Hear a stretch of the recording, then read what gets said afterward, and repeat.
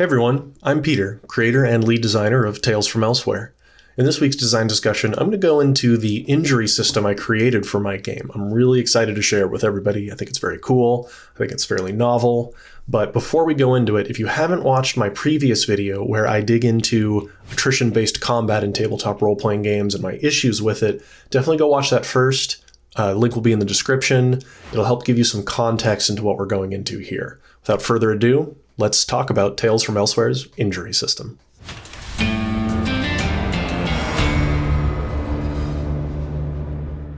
I had a number of goals in mind when I went into this task of how to design a non-attrition based combat system, something that would let me have more evocative injuries. So the first goal was I wanted every attack to result in a single packet of injury, of information.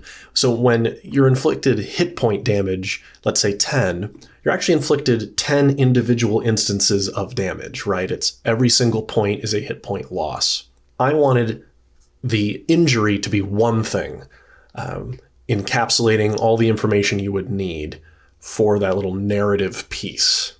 I wanted the injuries to do something while the enemy was still alive, right? I wanted them to do something to hinder the enemy, to have an impact on the fight. So every turn, players could have a decision tree that would allow them to impact things in the core system before layering any other features, abilities, magic on top of that, that the core injury system would allow for tactical choices regardless of how you built your character. I wanted the injury system to make fights faster. I still wanted them to feel epic or badass or cool and deadly, but I didn't want them to take a long time. I didn't want the idea of chipping away at somebody over time, eventually killing them. I wanted it to be decisive, that characters could end a fight very quickly with one well-placed shot. I wanted the system to involve as little math as possible, ideally none if I could do it. Arithmetic in games is part of player burden, and for some players doing quick arithmetic is not a problem, but for others it takes a little bit of time, and it's another layer that tends to slow things down. The more arithmetic steps you have to take in a fight, the longer each person's action takes to resolve. So I wanted to try to reduce that if I could, just another time-saving trick. And lastly, and most importantly, you needed to use dice. I love rolling dice. It's half the fun of playing a tabletop role-playing game is letting them clatter on the table. So whatever system I designed needed to still be based on dice, not say cards or coin flips or any other randomization. And I didn't want them to use funny dice, special dice, like Star Wars role-playing game where you have to buy bespoke sets of dice to resolve the actions in the game. I wanted this to just work with whatever dice you would have from your normal tabletop role-playing game experience, so D4s through D20s. Here's the high-level view of how injuries work in Tales from Elsewhere. Injuries come in different levels of severity, from strain, that is a superficial cut, to serious injuries, critical injuries, and lethal injuries, and instant death. You determine how injured somebody is from an attack by rolling injury dice. It is a set of dice, usually between 1 and 4, and you're looking for the lowest result among all the dice rolled. If the result's a 4 or higher, you inflict strain. If it's a 2 or a 3, you inflict a serious injury, and if the result is a 1, you inflict a critical injury. We'll come back to lethal injuries later. What's cool about using dice in this way is that no matter which dice you use, the number range doesn't change for strain, serious, or critical. It's not that you're looking for the highest number on the dice, like an 8 and then a 7 and a 6. There's always a 1, 2, and 3 on every dice, from the D4 up to the D20. What this also results in is that the larger the dice, the worse it is. So weapons with smaller dice tend to be stronger. This means that you can go straight from full HP and immediately critically injure an enemy if the dice are lucky. There's no slog and back and forth that needs to be gone through to get a really strong result, which is pretty cool. However, if luck isn't on your side, you can still wear somebody down. That's because each character only has so many slots for those injuries of each severity. They only have so many strain boxes, serious boxes, critical boxes, and lethal boxes. If an injury is inflicted and there's no box of that severity, you put it in the box below. If that's full, you put it in the box below that. If there are no boxes that you can put it in, the character dies instantly. This means that you can still wear down a tough enemy if the dice are against you or you're using an inferior weapon like a crowbar or a punch. You can still hurt them. But as you do, it's not like you're just removing an arbitrary hit point number. Those injuries have meaning and can impact the fight, which we'll go into a little bit later when we talk about complications. This injury system is combined with something I always am a big fan of, which is called shots, targeting on enemies. So with these injuries and called shots, you get some very cool results. So because you can just inflict an injury with a single roll, if you say, go for the leg with your baseball bat and inflict an injury, that limb is injured. And that can have gameplay effects immediately, even if the enemy isn't dead, even if you haven't fully defeated them. So we added targeting to the game to add to this level of tactical decisions and allow you to pick where you inflict injuries to hamper the enemy. There is the bulk, which is center mass on any character, usually the chest. There's the brim, which would be the limbs, extremities, held items. And there is the ace, which is usually the head, the most vulnerable part on the body. Each of these would come with additional effects and penalties. So going for the bulk would be the easiest one, no additional accuracy penalties or what have you, but no bonus effect. The brim is a little harder to hit, but if you injure an arm, they can't use that arm in the fight. They drop their weapon. If you injure a leg, maybe they can't walk as fast. And if you go for the head, they would be vulnerable to that, and the injury's severity upgrades one step over what your dice rolled. So that's a natural point to talk about resistance and vulnerability. So in games like Dungeons & Dragons or a lot of attrition-based combat, if something's resistant to damage, they take half damage from it, right? If you would do 12 damage, instead you do 6. If something's vulnerable, you do double damage to it, which if you would do 12, you instead do 24. In Tales from Elsewhere, they work a little differently because there's no math involved in your attack. So instead, if something's resistant, you simply downgrade the severity of the resulting injury from your injury roll. So if you would have inflicted a serious injury, instead it becomes strain. Similarly, if something's vulnerable, it upgrades the severity of that injury one step. So if you would have just strained somebody, instead it inflicts a serious injury, and a serious becomes critical, and so forth. That, combined with the fact that you can target a vulnerable area on the body, if you can make that more difficult shot, means you can guarantee higher severity injuries on enemies if you're a good enough shot.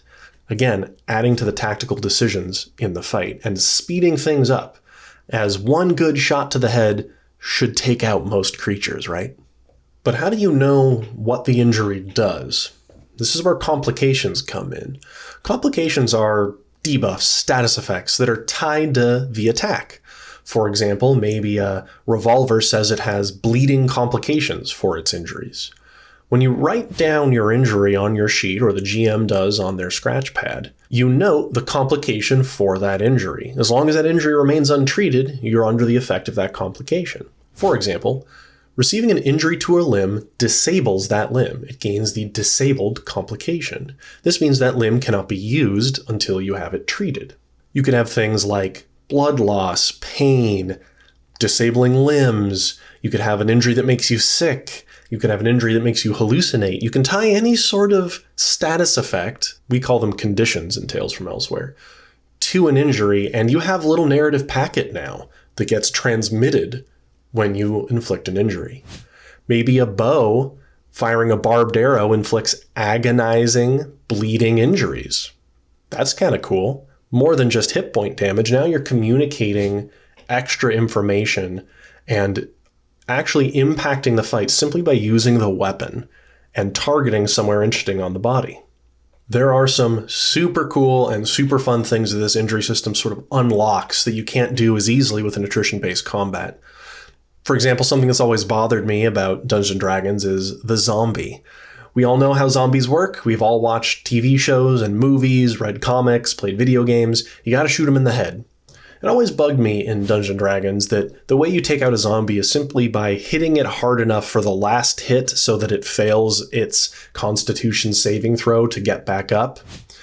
Well, when you have a targeting system and an injury system like we do in Tales from Elsewhere, you actually can write a zombie such that you need to inflict a critical injury to its head to kill it. Now, it more matches up with the player's expectation of the fantasy. You know, if you're playing a Walking Dead-like game, it'd be weird if you just need to swing at the zombie's chest over and over again till it stops getting up.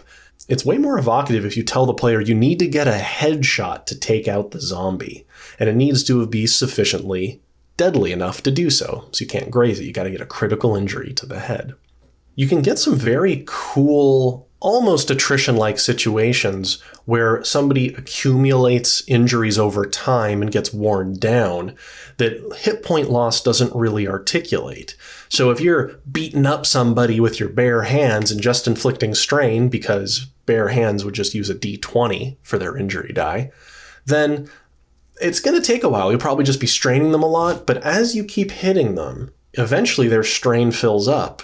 And now each hit is going to be a serious injury, maybe another serious injury, then a critical injury, then a lethal injury.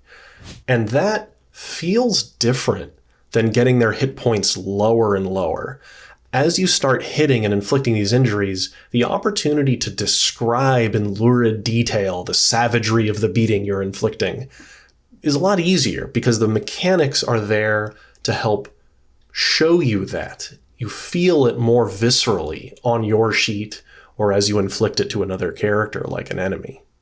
The tactical decisions that you can make moment to moment on your turn get way more interesting because you don't just have I attack, pass turn. Now, regardless of the weapons you're using, regardless of your character build, you can think through, do I go for the leg to try to slow down the enemy? Do I take out a dangerous arm? Maybe it's a robot with a steel driving gun that shoots these giant steel spikes into you, and you think, okay, if I shoot that enemy will be less threatening. Or do you go for the ace? Do you go for the head, trying to kill it as fast as you can, but not inflicting any additional complications maybe to the limbs? There's some very cool opportunities there.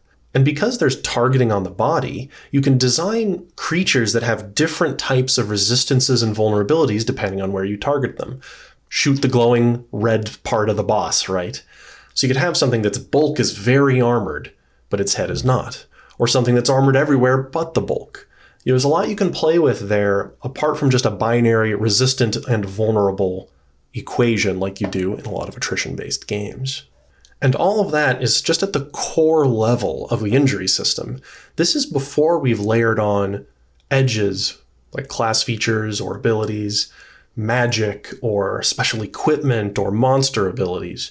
All of that just opens up this system in a really interesting way. It's been a blast to design features and monsters using this because I get to ask more interesting questions when I'm making the monster. It's not, does it do 1d8 plus 5 or 2d6 plus 3 damage with its claw attack? No, it's what sort of brutal, visceral complications would those injuries inflict? Would it be really painful, or does it infect them with something? It's been a lot of fun to take normal design ideas and then add this extra visceral spice to it with the injury system. One of the best examples of which is the zombie. Now, not only is the receiving end on the zombie more interesting, where the players can target the head, but it means I can make a zombie bite have some really nasty complications to it to really make the players afraid. They're not just going to take 1d6 plus 2 damage from a zombie. They're going to get a festering bite injury. And then I can unpack all sorts of gross details with that get transmitted to the player through that attack.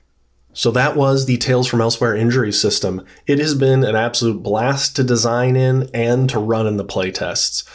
Players who have had a lot of experience with attrition-based combat and are used to the comparative immortality that it makes you feel got a pretty rude awakening when they did the first few sessions of Tales from Elsewhere, when they took a shotgun blast to the leg and it blew the leg clean off, or when they caught a rail spike through the shoulder, pinning them to a wall and blood started gushing out, when they got bitten by a zombie and the wound festered and they started bleeding to death very rapidly. All of this just had so much more evocation to it in the fight, and it also made the fights go a lot faster, shaving easily 30 plus minutes off any encounter that would have been done in an attrition-based combat system, or maybe more. And it also made the players feel more vulnerable in a way that I really hoped for with this system.